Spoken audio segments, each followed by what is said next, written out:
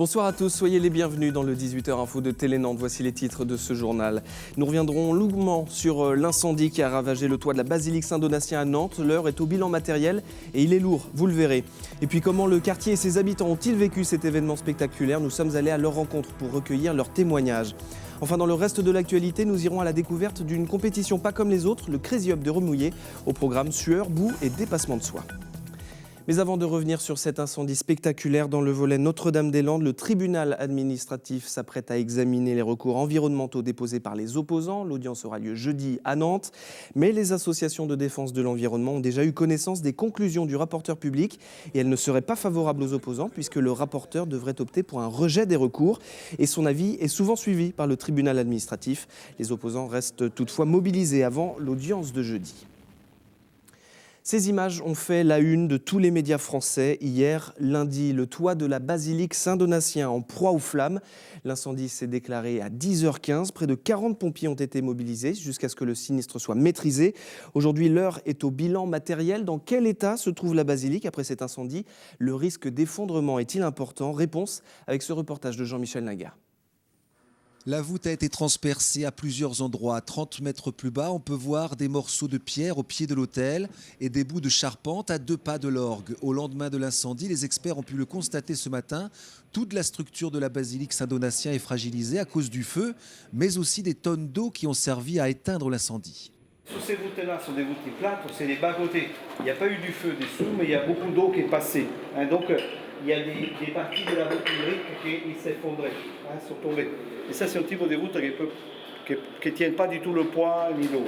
Au-dessus de la voûte, la charpente carbonisée menace de s'effondrer au niveau de la croisée du transept, juste au-dessus de l'autel. En montant un peu plus haut, on aperçoit tout au bout de la basilique une autre source d'inquiétude avec ces éléments métalliques. La structure avait été renforcée par ces éléments métalliques qui supportaient des grosses poutres en bois.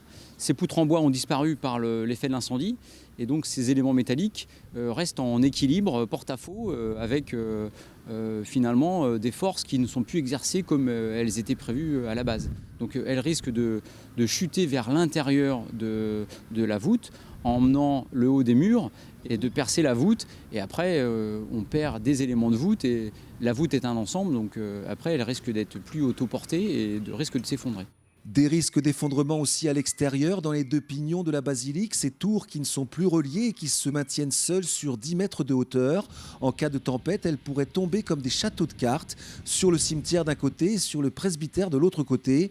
Pour toutes ces raisons, les lieux sont donc interdits d'accès et les autorités appellent à la plus grande prudence. Et cet incendie a particulièrement touché les fidèles de la basilique. 1 heure avant l'incendie, certains étaient même réunis pour célébrer une messe. Après ce sinistre, la paroisse va devoir s'organiser pour accueillir à nouveau le public. Les précisions avec Benoît Balti. Il faudra attendre des mois, voire des années avant qu'une nouvelle messe ne soit célébrée à l'église Saint-Donatien. L'incendie qui a ravagé la toiture de l'édifice a bouleversé la vie des paroissiens. L'église bien sûr, mais aussi le presbytère et d'autres locaux attenants sont désormais interdits d'accès. Pour la paroisse, c'est évidemment briser une vie paroissiale dans la mesure où l'église est quand même le centre de la vie chrétienne. Et même se replier ailleurs dans une autre église, c'est bien entendu briser aussi tout un cadre spirituel important. Et pourtant, il a bien fallu se replier ailleurs, car la vie paroissiale ne s'arrête pas. Désormais, les messes matinales quotidiennes auront lieu à quelques rues de l'église, dans la chapelle du Carmel de la rue du Coudray. Quant aux messes dominicales, elles auront lieu à l'église Saint-François de Sales, dans le quartier d'Albi. C'est là qu'auront lieu les sépultures ou les mariages pendant des mois, parce qu'il faudra beaucoup de temps pour réparer l'église. Et dimanche prochain, Monseigneur Jam, l'évêque de Nantes, sera également présent à l'église Saint-François de Sales. Il prononcera une messe en soutien aux paroissiens de Saint-Donatien. Et avec cet événement, c'est tout un quartier qui a été touché. Les habitants ont assisté impuissants à la destruction du toit de la basilique. Éric Egon est allé à leur rencontre. Vous allez le voir, la plupart des riverains sont encore très affectés. Regardez. J'ai vu les 3 grands camions de pompiers qui passaient, qui allaient vite. Et j'ai vu les tuyaux d'incendie à grande échelle. Je me suis dit, tiens, il y a un incendie grave quelque part, sans savoir où. Et donc je suis venue voir, puis il y avait déjà plein de monde, et les chaînes installées et les pompiers en œuvre. Moi je suis le boulanger d'à côté là, donc j'étais dans mon fournil, j'ai entendu des crépitements et je suis sorti, c'est là que j'ai vu la fumée sortir du toit et les flammes après, quelques secondes après. J'allais chercher mon journal là. Juste à côté, là, quand j'ai vu toutes les rues étaient barrées. Je suis né dans le quartier. Quand on voulait la voir en feu comme ça me rappelait la cathédrale en 72. Je trouve ça particulièrement regrettable. Maintenant, je me dis qu'il n'y a pas eu d'humains qui ont été touchés et que de toute façon, ce sera quand même reconstruit. Je pense aux deux gars qui ont été un peu la cause, ou du moins par qui la chose est arrivée. Et c'est quand même pas rien pour eux. J'ai beaucoup de tristesse pour le père Bonnet qui est tellement un curé exceptionnel que c'est vrai, c'est très dur. Et ça m'a rappelé les bombardements de Nantes. J'étais sous les bombardements puisque j'ai 79 ans.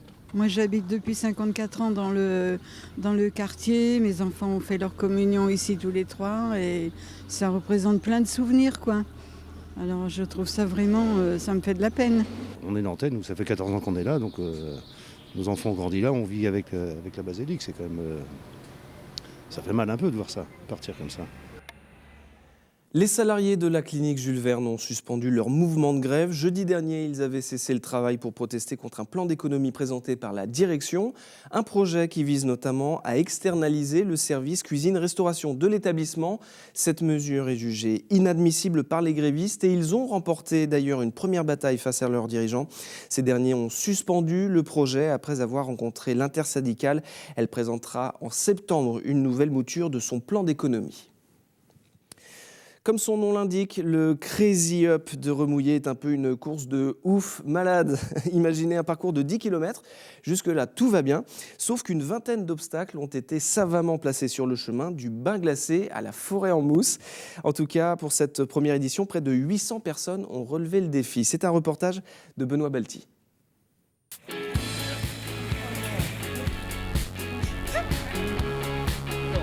que le premier tour, il y en a 30. Ah mais c'est ça.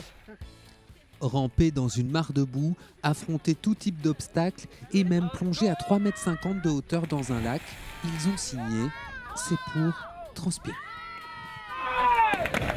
Madame, est-ce qu'il faut être un peu fou pour accepter ce genre de pari? Oui, un petit peu fou, un petit peu full dingo.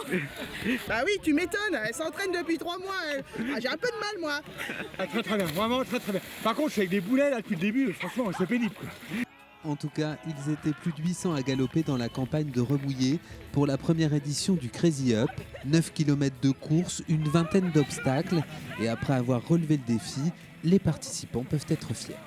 Ce qui m'a le plus marqué, c'est la piscine à glaçons et les plumes de pigeons là-bas. Moi je suis pas trop endurante, donc un peu dur sur la course, mais les obstacles super sympas, beaucoup d'eau, beaucoup de boue. Super course, un grand plaisir. On peut le faire entre amis, en famille comme nous, entre frères. Car plus qu'une compétition, cette course se veut avant tout ludique et conviviale. L'esprit de la course, c'est avant tout le fun, l'amusement. L'idée, on a quelques participants qui sont là pour faire la course en solo. Vraiment, c'est une compétition. Et puis, il y a tous les autres, mais c'est la grosse majorité. Tous ceux-là, ils viennent pour s'amuser entre amis, tout simplement. Les organisateurs envisagent déjà une deuxième édition l'année prochaine, histoire de remouiller le maillot.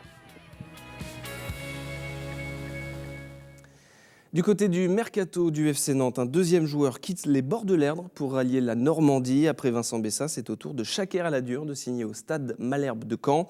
Il s'est engagé pour 4 saisons et au rayon des arrivées, la Maison Jaune pourrait accueillir en prêt le milieu offensif brésilien Adrian. Il appartient au club de Flamengo et cette année, il était prêté au club anglais de Leeds. Et puis un dernier mot de la renaissance du passage Pommerel, un des lieux emblématiques de la ville de Nantes. Après 2 ans de travaux de restauration, il est célébré toute cette semaine avec des visites ou encore des concerts. Et Télé Nantes sera sur place demain dès 18 h pour vous faire découvrir ce nouveau passage Pommerel. Et c'est la fin de cette édition. Merci beaucoup de l'avoir suivi. Je vous laisse en compagnie d'Olivier Caillé pour Fou de Sport spécial cyclisme avec comme invité Jérôme Pinault, Brian Coquart et Jimmy Engoulevent. On va parler bien sûr Tour de France. Merci beaucoup d'avoir suivi cette édition. Je vous souhaite une très bonne soirée sur notre chaîne et rendez-vous demain pour une nouvelle édition du 18h Info. Très bonne soirée.